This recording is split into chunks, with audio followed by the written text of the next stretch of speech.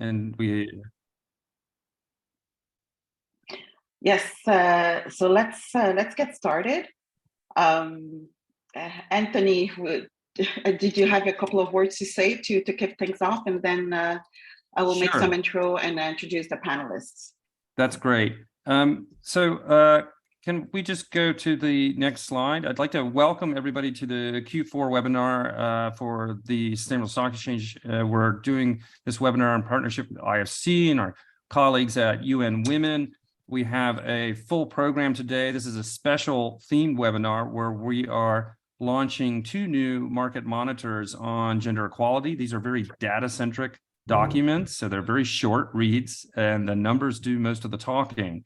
They're only 2 or 3 pages each, so we do encourage all of the participants to take a look at the document. You're free to also look at the document while we're discussing them today.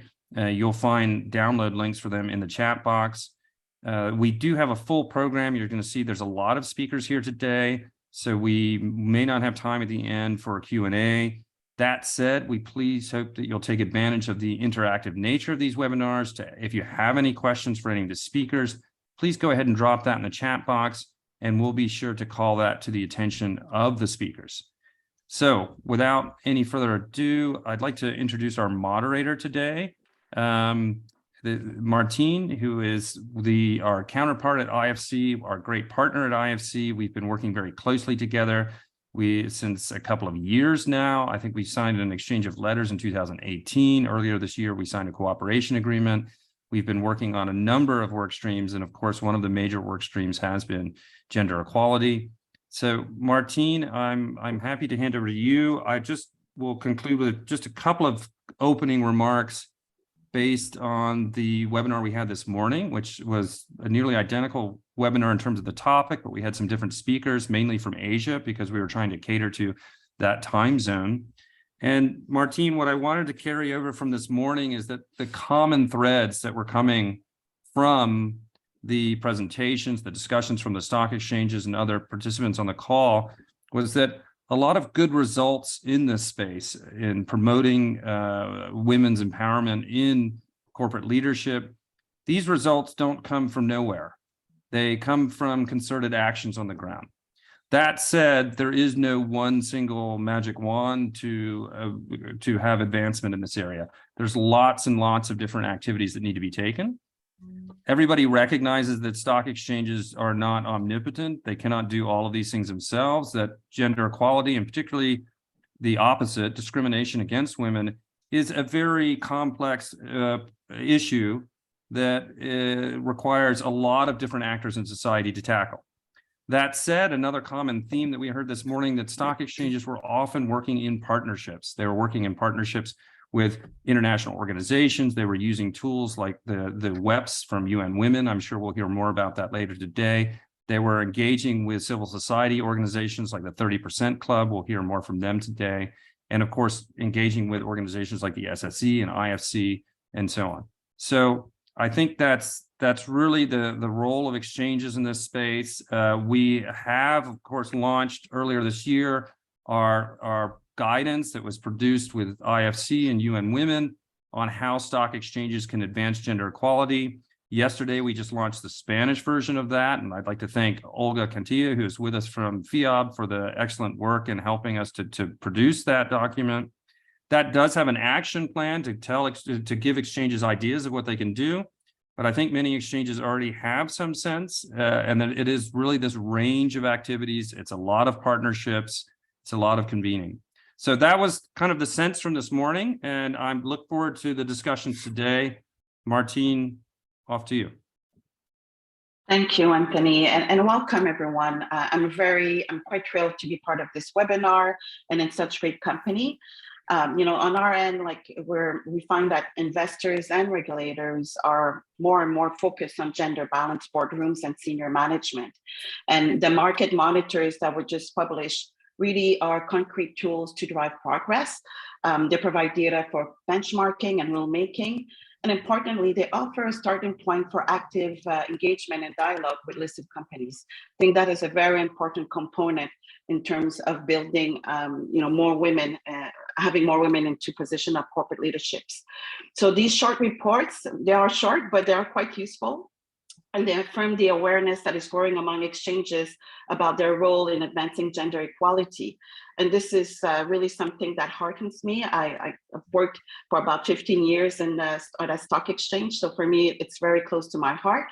But when we look at this, at those monitors and the number of women in leadership position in G20 and regional markets, I think we can all agree that there's a lot of work that needs to be still done and room for improvement. And the significant deficit in publicly available data on the leadership of listed companies, particularly in emerging markets, highlights the fundamental role that stock exchanges can play. Exchanges can improve disclosure and transparency in capital markets by including gender indicators on disclosure or listing requirements and creating data points that highlight performance on gender equality. Exchanges and other capital market stakeholders also play a crucial role in promoting gender equality by strengthening market performance and promoting gender-focused exchange products. We've all seen many reports affirming that integrating gender equality into business operations and value chains means better talent, higher productivity, more customers, and better societal outcomes. So why is it that progress remains slow? And I think we can all agree that to achieve the Sustainable Development Goals, we need to move faster. Stock exchanges are the linchpin. They influence markets and help facilitate inclusive economic growth. They connect policymakers, investors, and businesses, and they can drive change in a way few others can. At IFC, gender is a priority. Among our multi-pronged efforts are initiatives to boost the diversity of boards and senior management teams. And we do so by building capacity, generating knowledge, raising awareness, and adding to the business case on the value of gender diverse and inclusive business leadership in emerging markets. I will now pass it on to Lisa from the UN Sustainable Stock Exchanges Initiative, who will provide an overview of the findings and recommendations of the G20 and regional market monitors. Over to you, Lisa. Thank you very much, Martine, and welcome everyone to the launch of our 2 reports today. It's great to see you all. It's great to see so many amazing speakers here. And given the number of great speakers and also the number of reports that we are launching too, I'm also going to jump right into the data, starting with the G20 report that you can see here on the right-hand side. So for this report, we considered the largest exchanges within the G20 within G20 countries and their top 100 issuers by market capitalization. And based on these criteria, we ended up with a sample of 22 markets and 2,171 companies. This report is actually the second iteration of its kind. We already examined the same kind of sample in 2021, and you can also find the last iteration on our website under the publications, and you can compare the results from this year and last year yourself as well. So going into the data, taking a look at the board diversity of the top 100 issuers in the G20 markets, we found that women's overall participation on boards in G20 markets increased from 2021 by 1.3 percentage points to 23%. That means that of the 21,561 individual board seats that we analyzed, 4,950 were occupied by female representatives, which is, there is still room for improvement, let's say it like this. Among the top ranked exchanges, the highest percentage of board seats were held by women were in companies listed on the Euronext Paris with 45%, which is already closing in to gender parity. So that's a great result. And from last year, there was even a small improvement. So the trend is still going towards the 50% mark. The exchange leads this ranking the second year in a row. So congratulations to Euronext on this great result and the continued great results. And the same is true for the next 3 exchanges in the ranking. So London Stock Exchange Group, Borsa Italiana, and Deutsche Börse were also ranked in our top 4 last year. So they have a continued great position here as well, and nearly all of them improved on their last year's result too. It's also noteworthy that the JSE for a second year in a row remains the only emerging market within the G20 that is above the G20 average with regards to their issuers' board diversity. We do have 2 other emerging markets within our regional study that I'm going to present in a couple of minutes, the Nairobi Security Exchange and the Bursa Malaysia, who also have results that exceed the G20 average. And earlier this morning, Anthony already summarized it earlier in his remarks. We heard from Bursa Malaysia and also from the JSE, and both of exchanges have many innovative projects that support gender equality within their market. So it's a really well-earned result. Congratulations on that. Because we want to create trend lines over the coming years to provide a benchmark for exchanges to measure whether their initiatives are creating the results that they want. We are also tracking the individual market year-to-year change. And you can see that here in the column with the green and red numbers.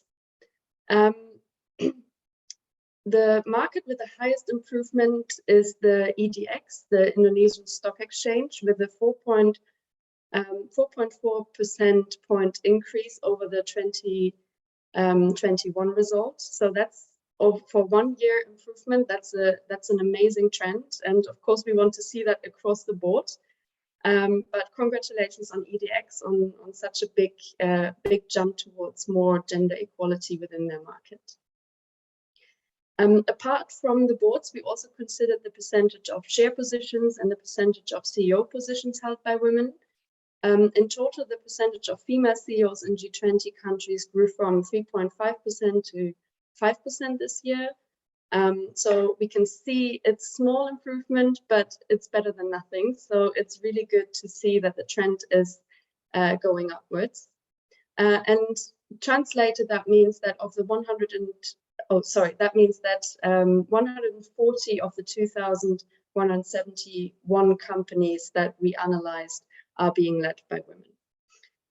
For the share positions, the number remained the same at 5%. So hopefully we will see improvement there in the coming years. Moving on to the second report we are publishing today, our regional report. In short, the methodology, the way we present the data, the way that we look at the data remains the same as for the G20 report. The major difference is that here we take into consideration the top 5 largest exchanges by market capitalization in 7 different regions and sub-regions. And of course, as before, their top 100 issuers. So that results into a sample of 3,246 companies in total. Unfortunately, the table did not fit completely on one slide, but I'm going to move between the 2 slides. You can see here the second part, depending on the grouping I'm currently talking about. If you want to see the whole chart together, you can find it on page 3 of the regional report. The link is being posted into the chat box here by my colleague. So that might be easier for you to follow what I'm currently talking about. For this report, we considered the considered regions were Europe, Africa, Southeast Asia, South America, Eastern Asia, Western Asia, and one country group that we call USCAN, which includes the US, Canada, Australia, and New Zealand. Going into the detail across these regions, we found that the exchanges combined within the European group had the highest percentage of board seats held by women, with a group average of 35%. And in these markets, we also found the lowest percentage of companies with all male boards. Only 2% of all companies here had no female representative at all on their boards. So that's a good sign. The 5 African exchanges studied within our analysis had the highest percentage or the highest proportion of female CEOs, 9%, which was closely followed by the Southeast Asian market with 8%. And in fact, both the Johannesburg Stock Exchange and also the Stock Exchange of Thailand have the highest number of female CEOs amongst the top 100 issuers, with 15%, and that is across our whole sample. The most board chair positions were found in the country group USCAN, with 12% of boards being chaired by a female representative, and NASDAQ, located in the US, is also the market with the highest proportion of boards being chaired by a woman, with 16%. So within these groups, the spread with the highest and lowest percentage of board seats held by women is quite different. And you can see here on the screen the spread between the different country groups. This is also included in the report itself, so you can take a look at it closer there. And for example, in the European region, which has the highest percentage of female board members across all regions, we found a spread of 20% points difference between the top and the bottom market. Similarly, the situation is similar in Africa and also in Western Asia. So you can really see for some markets they're already moving in the right directions, and other might have to catch up a little bit. So these are some of the highlights of our reports. Many of the numbers still remain fairly small. Others have already or are already very close to gender parity. So there is hope. Yeah, we are looking forward to continuing our research together with our partners and establish this important benchmark for exchanges to see what the progress is over the next years, because you can only measure progress if you're also taking a look at the data behind it. So we hope to see the trends improve in the right directions, and I think I hand back to Martine. Yes, thank you very much, Lisa. We're now going to move into the panel discussion portion of this event. So first, let me introduce our panelists today. First, we have Anna Falk, who's the head of Women's Empowerment Principal Secretariat and Senior Program Manager at UN Women. We also have Olga Cantillo, President of FIAB and CEO of Latinx. And I understand congratulations are in order, as Latinx is ranking #1 in terms of gender diversity in corporate leadership in Latin America. We also have Camille Leca, head of Group ESG at Euronext. And as Lisa mentioned, Euronext ranked #1 in G20. So congratulations in achieving that result. And we also have Jane Goodland, who's Group Head of Sustainability at London Stock Exchange Group. And London Stock Exchange Group also a very solid performance with ranking of #2 in the G20. So congratulations as well. Also have the pleasure of being joined today by Buyo Lee, who's the Director of Marketing and Corporate Affairs at the Johannesburg Stock Exchanges. And also, as noted by Lisa, the stock exchange in emerging market that is leading the way in terms of gender diversity on boards with the highest ranking in the G20. So congratulations. I'm also joined by Chris Burkett, Vice President at TSX. Chris and I used to work together when I worked at the Toronto Stock Exchange. And it's great to see that TMX is #1 among the US, Canada, Australia, and New Zealand group. And last but not least, we are joined by Loa Whitcomb, the campaign coordinator and spokesperson for the 30% Club. So according to my calculation, we have about 40 minutes for this roundtable, and we have many great panelists with us. So I ask that you keep your statements to about 3 minutes maximum, if possible. Again, as Anthony mentioned, I don't think we'll have time for Q&A session at the end. However, I've seen questions already being in the chat, so continue to do that, and we'll try to answer as we go. I will ask the speakers to keep their videos on, but their mics muted, unless speaking, of course. So let's start this roundtable, and I will start with Anna. And the question I have for you is, what is your sense of the state of gender equality in the world? And what are exchanges and the listed companies doing to improve gender equality? Thank you very much, Martine. I'm very happy to be here today to represent UN Women, and appreciate very much the collaboration with the IFC and the Sustainable Stock Exchange Initiative. We're also working very closely together on Ring the Bell for Gender Equality that I think many of the stock exchanges are familiar with. We were joined by over 110 exchanges this year for the International Women's Day. When it comes to responding to your question, I think that the gender equality agenda is broader than the number of women on boards, and it's a very complex agenda. It differs very much depending on the country context, the culture, the political context, whether there's a conflict, whether there's growth, whether there's economic recession. Gender equality is always in the midst of it.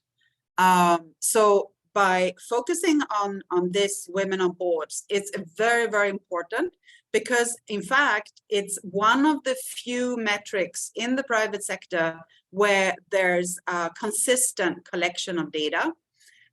It's a good proxy indicator in itself, but we need to make more. We need to collect much more data because it does actually reduce it down to the number of women, which is not telling the full story. So I would like to just put that on the table for today. How can we bring about a more holistic analysis of the situation? And you are in charge, because if you collect the data consistently across all of the exchanges and call on your listed companies and issuers to do the same, we will get to a much better analysis on where we are. I'm the global manager for the Women's Empowerment Principles, and it is a holistic and global framework that lays out all the actions that we need to take. And it covers exchanges, chambers of commerce, no matter the country, industry, or size of the company. From we have one-person companies that are joining to multinationals with hundreds of thousands of employees. And they all believe that women's active participation and decision-making in the economy is crucial for long-term economic prosperity. And of course, the stock exchanges and other capital market stakeholders play a very important role in promoting this agenda and making sure that we make advancements on gender equality through leadership, through strengthened market performance, and by promoting women and gender-focused products. Earlier this year, together with IFC and the International Capital Market Association, we published a guideline, Bonds to Bridge the Gender Gap, that gives guidance on how to use sustainable bonds to credibly access financing for projects and strategies that advance gender equality objectives. But I would like to make one point in terms of when we look at the numbers of women. It's not only about the numbers. It's also the fact that when the numbers are low, there are fewer women in position of voting power. So if you think that we have a certain one woman on the board, or we have 1% of the women CEOs in some countries, I think the global average is around 5-6%. that means that women have no say in those companies, that women's voices are not being heard. And for us to achieve gender equality, that is key. So, for example, in the US, women in executive position only control about 1% of company shares, sometimes even less. So that means that women have significantly less influence on a company's decision-making process, and 99% of the decision-making power are held by men. So it's very important to also go deeper into what those figures mean that Lisa just presented. It means that there's little room for women to make decisions, whether it is about the company, inside the company, whether it's on climate change issues, whether on issues that relate link to the local community. Thank you. Thank you. And I think that these are all excellent points, especially around, influencing decision-making, that women need to be around the table. Thank you for this answer to this question. For the next one, I would like to hear from both Olga and then Camille. Much of the exchange focus on gender equality is aimed at listed companies, their boards, and processes to ensure a stable pipeline of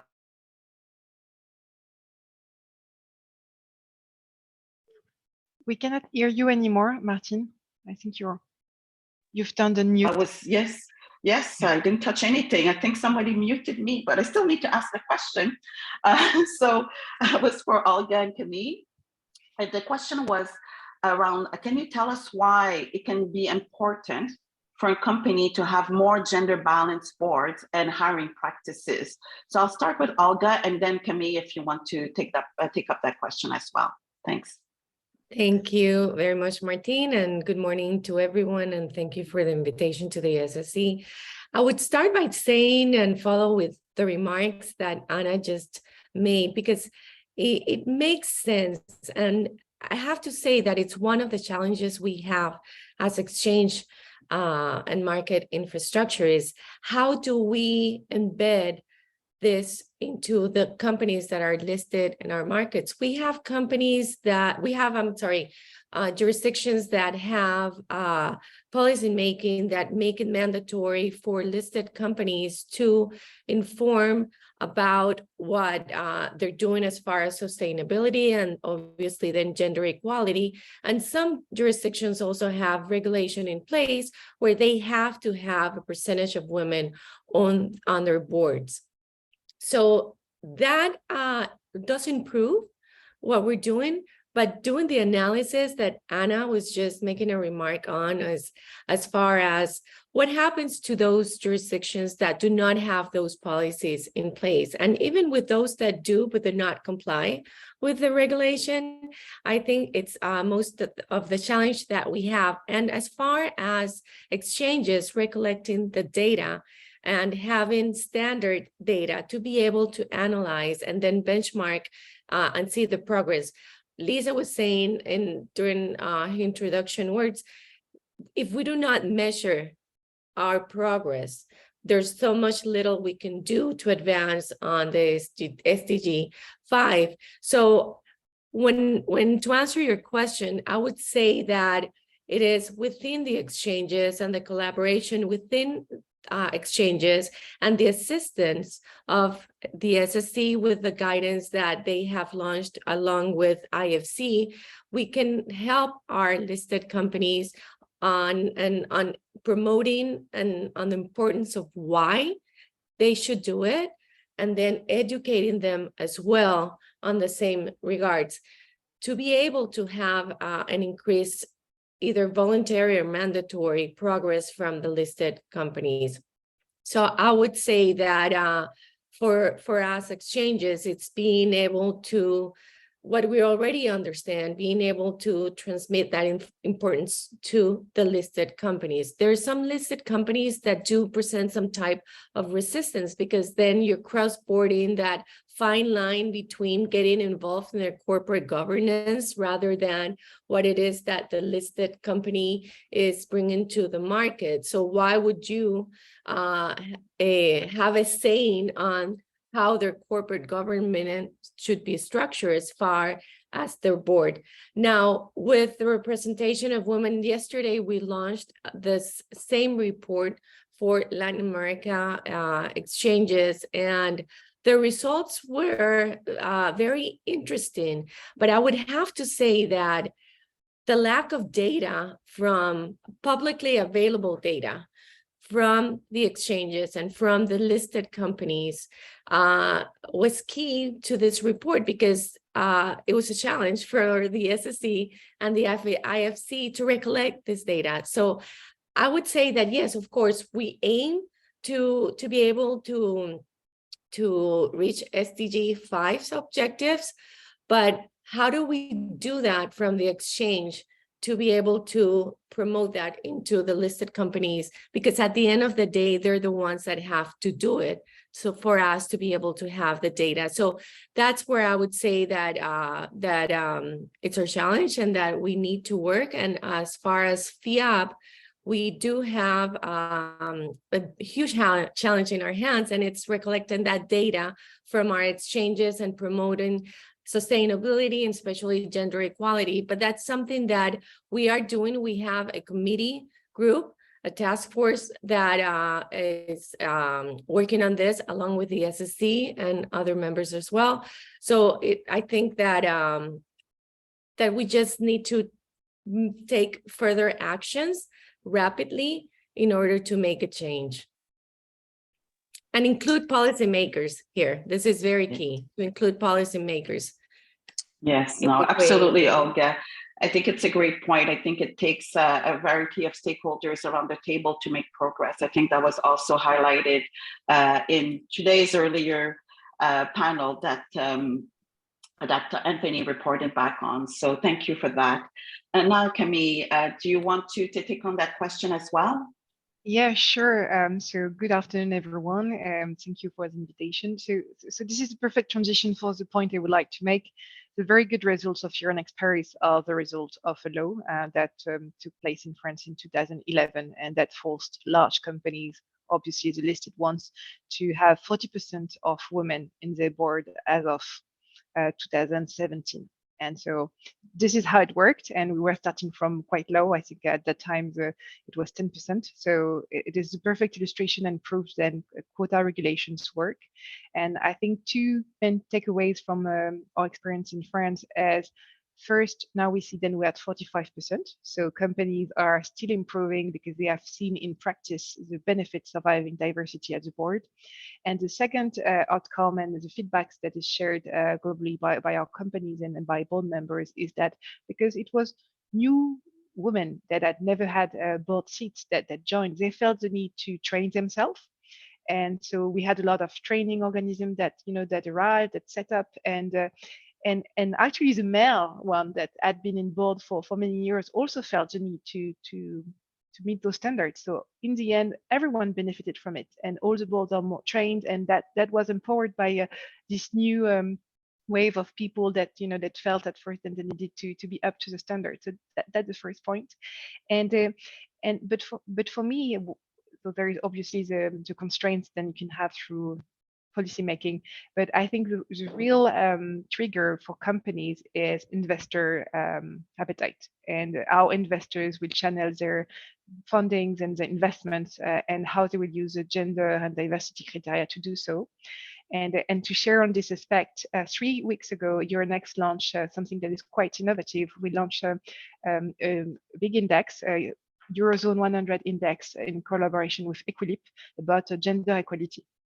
And in there, to do that, there are 19 data points. Obviously, the board of director is one of them, but it's only one of the 19 criteria that is taken into account, because as mentioned earlier, we have to look at the whole set of data to assess gender equality.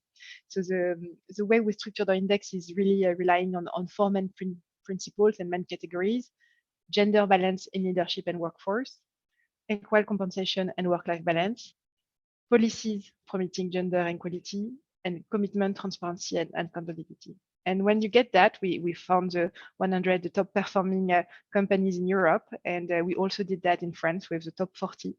And what's interesting is that we received many calls from companies that were not in there and had to provide explanations to their investors, to their boards, to senior executives. So it is becoming a real constraint, a visibility topic that companies need to tackle. And I think this is really good news.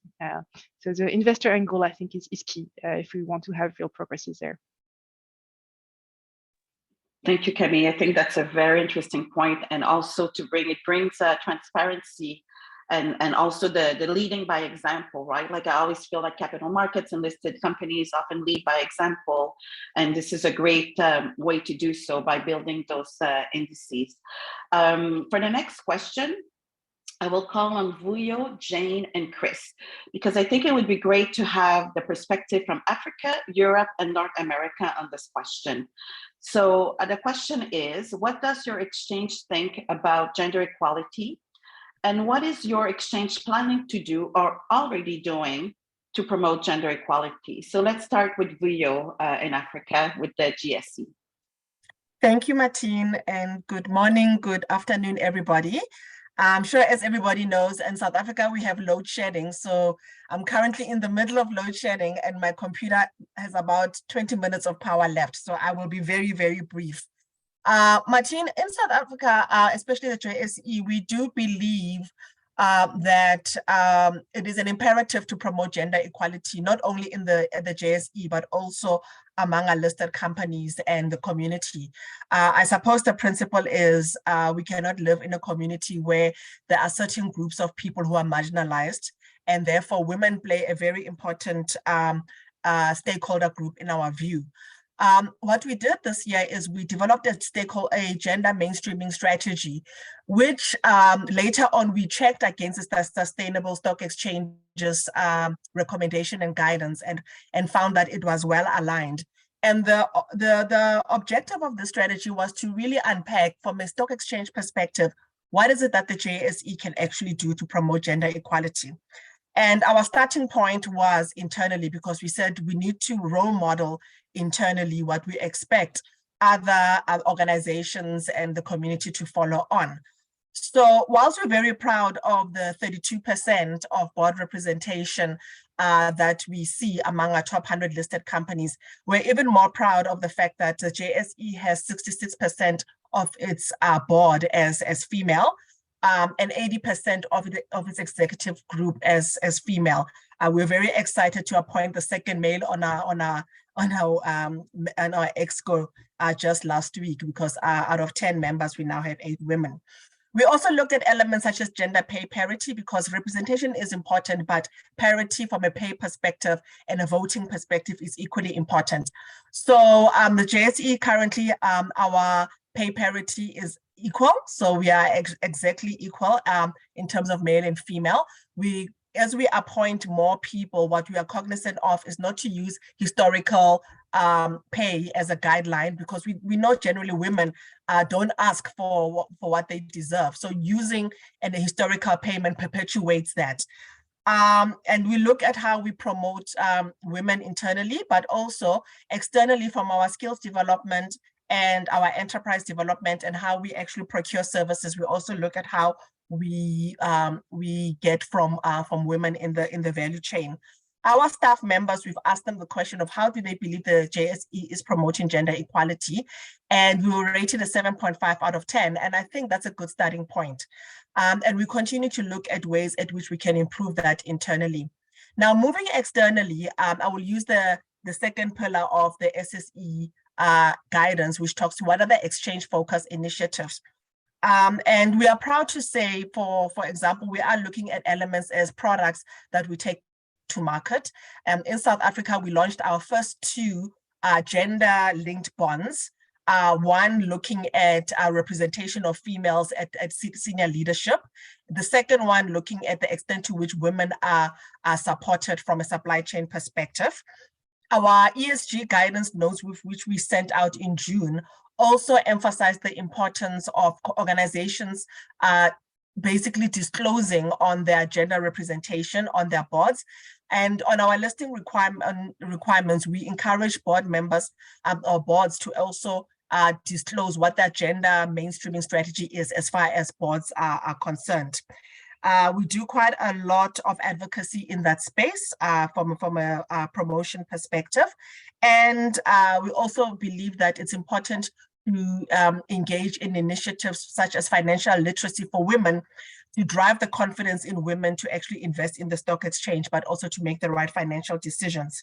So we do have quite a lot of externally based initiatives, but as you said earlier on, Martine, the key element is partnership. We cannot do this on our own.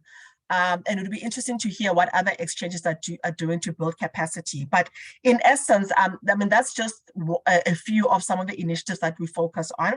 And the next horizon, I guess, again, is basically looking at elements such as how do we address issues such as gender-based violence, which is quite, we call it the second pandemic in South Africa. And also how we recognize organizations that perform well as far as gender mainstreaming, gender representation, and addressing gaps is concerned. Thank you, Martine. Thank you, Vio.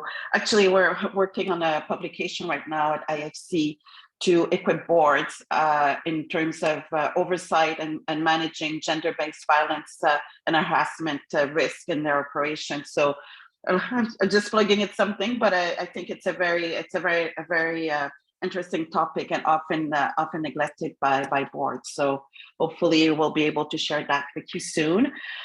Jane, what would be your perspective from Europe in terms of, what your what does your exchange think about gender equality, and what are you already doing or planning to do in the near future? Thank you. Thanks for the opportunity to contribute today. And I mean, this is a topic very close to our heart, and certainly in the UK market, we've seen for a number of years quite active market engagements through initiatives such as the 30% Club, but also initiatives and reviews that the government have instigated, such as the Hampton-Alexander Review. And those really have set a very kind of good benchmark, a good starting point, because the market is now quite familiar with this benchmarking activity and transparency around board composition, but also executive team composition as well. So I think the London Exchange, I guess, benefits from that kind of early mover activity.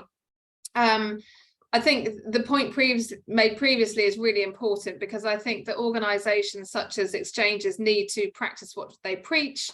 And so we have been getting our house in order as well with regard to gender equality and our broader diversity and inclusion agenda, setting targets for gender, but also ethnicity and groups as well. And kind of gender pay gap being a really important part of that as well. But when it comes to thinking kind of externally what we can do, in the UK, the listing rules are not set by us, they are set by the FCA. So that's an area for ongoing conversation, really, about working out how we can look at listing rules to the extent possible. Obviously, we are not in a position of authority in that respect, but we can advocate better disclosure. And it's very much kind of, I think, a fundamental principle about what gets monitored and measured, can get managed. And so for us, really, it's about promoting better disclosure, better transparency. And we do that through a couple of indices that we have already in the marketplace. One is by Refinitiv, a business that we acquired in 2021, and that's our diversity and inclusion index. But we also have an index by our FTSE Russell business as well, which is women in leadership. So that's specifically on women and gender, as opposed to a broader diversity and inclusion index on the Refinitiv side. So those are a couple of examples of index products which are really helping to shine a light. But we also see an increase of fixed income issuance on the social bond market as well, some of those which are pegged to gender equality outcomes.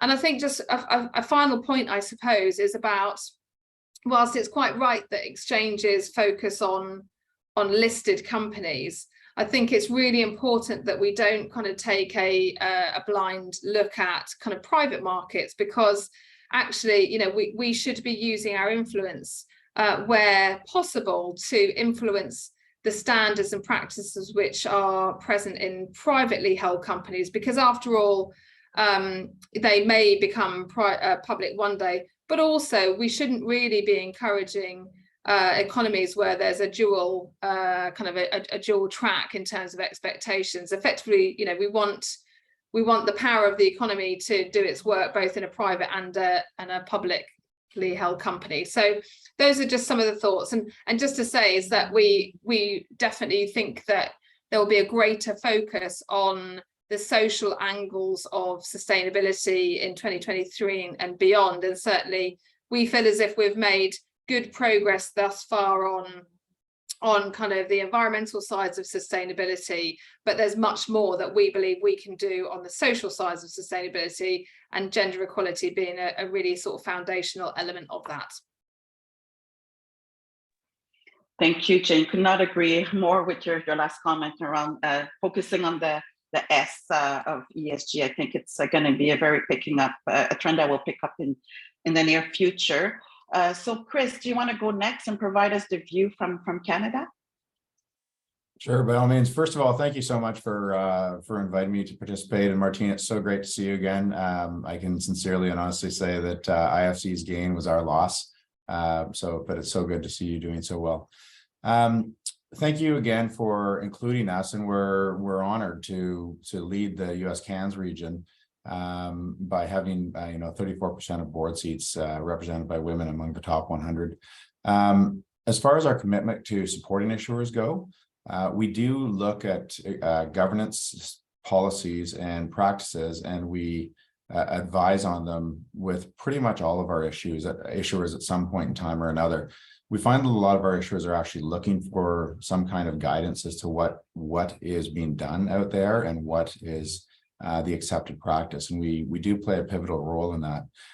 We do believe that good governance drives better performance, and good governance starts with diverse board of directors, obviously including gender diversity, but also including racial diversity as well.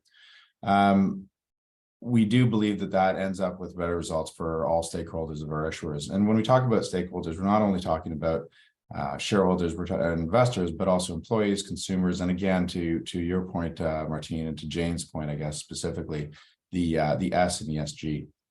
Around the world, there is, I believe it was mentioned earlier, about different mandates. We do not have mandates in Canada. We have a comply or explain disclosure rules. But it's not only on the board of directors, but also on executive management teams. Since those rules were introduced, we've seen uptake, and it's been great to see. But again, I think there's been a pretty strong theme here, which we would agree wholeheartedly with, which is to say there needs to be more improvement. It's great that we've come to this point, but we want to see it go further. So just to give you sort of some numbers, we've gone from, obviously the 34% is out there, but since these disclosure rules were introduced, the percentage of women on boards at all TSX companies has gone from 12% in 2015 to 24% in 2021. So there has been a doubling over the course of 6 years. Again, good results, but we have a long way to go. I've also got numbers on the diversity, but I know we're short on time, so I will keep going on the other stuff that we've got. We do look specifically at index companies as well, and we do have a fairly high diversity on executive teams when you're considering both racial diversity as well as gender diversity. We're up to 30% now. Again, good progress, but there's still ways to go. We still got some work to do. These disclosure rules that I've talked about are mandated by a corporate law as well as securities regulation. So TSX specifically doesn't have rules on diversity, but we work with the rest of the market participants. And I believe it was mentioned earlier about saying this is, in my personal opinion, I think this needs to be a whole market initiative including all participants of the market. Hopefully we will show, and I think it is being borne out now, that better governed issuers have easier access to capital. And I think that will really has a strong impact on future issuers coming to market. What we do specifically to promote gender equality, we provide educational resources and tools designed to facilitate broader ESG reporting. We've got a fantastic new tool for all of our issuers. It allows them to compare and contrast their own governance practices with other listed issuers in Canada. We have a hub that hosts a series of tools, including articles, podcasts, training programs on diversity. We've recently launched TMX Investor Solutions. We do provide, as I said, mentorship, and we do comment with all of our prospective listed issuers what sort of the current practices are and what might end up helping them.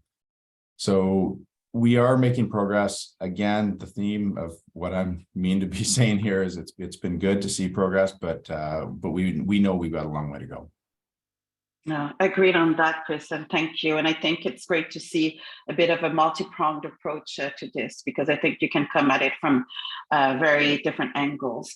So now let's go to Laura from the 30% Club, because we just heard from many exchange representatives about what they're doing to support gender diverse board. I think it would be great to hear your global views, Laura, given your role at the 30% Club. Do you have suggestion and recommendation on what stock exchanges can do regarding capacity building to help increase gender equality within their markets? Hello, thank you everybody for having me today. It's been a pleasure to listen to you all, and I know that we work closely with each other in different chapters around the world. So I'd just like to give you an overview of the club, because I think there is sometimes a misconception that the 30% Club is targeting 30% women on boards, and that definitely was the case when we first started in the UK about 12 years ago. At that time, there were 12% women on the boards of the FTSE 100, so the biggest 100 companies in the UK. And we advocated for 30%, not as a ceiling, but as the critical tipping point at which change comes. So we see at 30%, you kind of you have this phenomenon where minority voices start to have their voices heard, and that you can then accelerate to parity. And that is definitely the experience that's been borne out in our statistical analysis of how things have changed in the UK. So it took about 9 years to go from 12% women on boards of the FTSE 100 to 30%. That was achieved in September 2019. Today, data as the end of November puts the FTSE 100 on 39.6% women, and crucially, the FTSE 250 has cleared 40% for the first time ever in the last few days. So we have really seen progress here. Now, that progress we hope will continue to accelerate, and that we hope to hit parity in the course of the next few years. However, we know that as you get closer to parity, things can start to slow down a little bit as well. So, we're very consciously watching those statistics all the time. And like Chris said, it's really important that we do take the time and we celebrate progress, but those top level findings really do mask a lot of issues that that still really aren't good. For instance, in the UK and other more developed countries, in terms of gender diversity at senior business leadership level, we know that women of colour, they're still massively underrepresented at every level. So what I think has been really interesting to see is the real and significant changes that stock exchanges are starting to make in terms of asking for more standardized reporting to be carried out. And an important part of the 30% Club is the work of our investor groups. These are national groups where we engage with asset owners, a variety of different stakeholders within the investment management community, who are able to exert their ownership, voting rights against companies that don't demonstrate sufficient commitment to gender diversity or indeed racial equity in their investee companies. And so I think the thing that we hear time and time again, no matter what country of the world we're in, whoever we're talking to, everybody says, you need more data, you need better data, and you need to interpret your data to make sure that you know the impact of the initiatives that your company is undertaking to try to bring about significant change.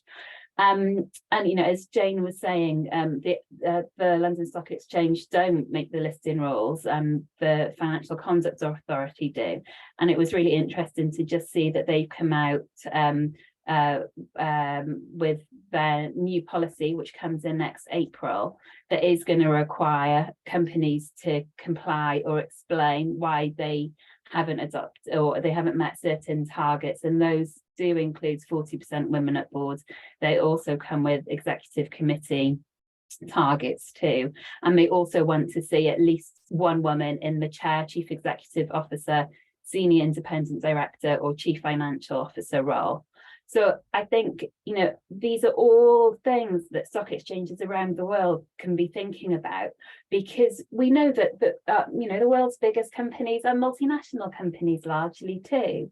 So, you know, what one stock exchange is doing, whether it be NASDAQ or, you know, the FCA and LSEG as a consequence, you know, more of the same will really help us get stronger data that can be analysed and used properly, because it's still all a bit patchy at the moment. And again, like Jane said, you know, we do know that what gets measured gets done. So I think stock exchanges could really help in being more standardised across the board. But also I think there's a need to be realistic about what you're asking of companies. You know, we want more companies to go public and to list. We don't want the rules put upon them to feel so onerous that they stay in, say, as private companies. And like Jane said, you know, you kind of end up in this model where there's one set of rules for private companies who can get away with anything versus, you know, very stringent rules on your public company. So you want a sweet spot where the companies want to share their data and that they know why it's going to be good for their businesses, their people, society at the end of the day. So I hope that gives you a bit of a flavour of the campaign. But just to reiterate that the 30% club has the absolute aim of parity. We are the 50% club in all but Yeah, maybe a name change should be considered, Laura, but I do understand. I mean, when it was launched, it was around the tipping point and making sure that there were critical mass of women around the table. We're running out of time, unfortunately, but it was a great discussion. Maybe, you know, some of the key takeaways on my part is, you know, there are various different markets have different approaches, right? So we have like the quota and the mandates. We also have the comply and explain model. Both models seems to be generating some good results. So I think that's encouraging. Also want to highlight the fact that, you know, it's important to support our issuers in that process, provide them resources. I think, you know, this benchmarking and monitor reports also help in terms of providing data so we can engage with issuers, especially on the investor side.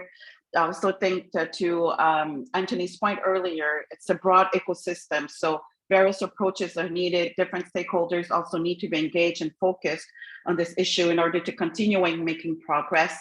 I'm very, you know, also for me, one of the key takeaways was to see in many markets the number of indices and exchange-related products that are based on gender diversity. I think that will also drive issuers to provide, you know, better data in order to be part of those indices.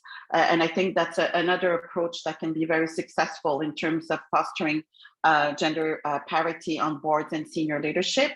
And also, you know, just want to highlight the fact that the S is very important on ESG. I think there will be growing focus and interest from investors in the near future around that. And I think exchanges can play a very good role and strong role in trying to support those efforts. so for me, just to conclude, is that I think we all agree we still have a long way to go to increase female representation in decision making. And we really hope that our continued collaboration with the UN SSE, UN Women, and other organizations, again, part of this broader ecosystem, will be able to bring more inclusion and gender balance in capital markets. And next year, we plan to roll out a global training for issuers that will potentially include content on gender transparency and disclosure, the nexus of women in leadership and climate risk. I think that's a very important intersection there, and sustainable finance with a gender lens. Again, today we've heard some examples of how gender is integrated in some indices and exchange listed products. So I think that would be great. I understand that a lot of resources have been shared in the chat, so I encourage you to download them and access them. And to close it off, I just want to say thank you for coming today. Thank you to the panelists. And I wish we had a bit more time to continue this discussion, but I hope that we'll be able to pick that up in the near future. So thank you again. Thank you, everybody. And thank you, Martine. Thank you. Take care. Bye. Thank you. Thank you. Bye-bye.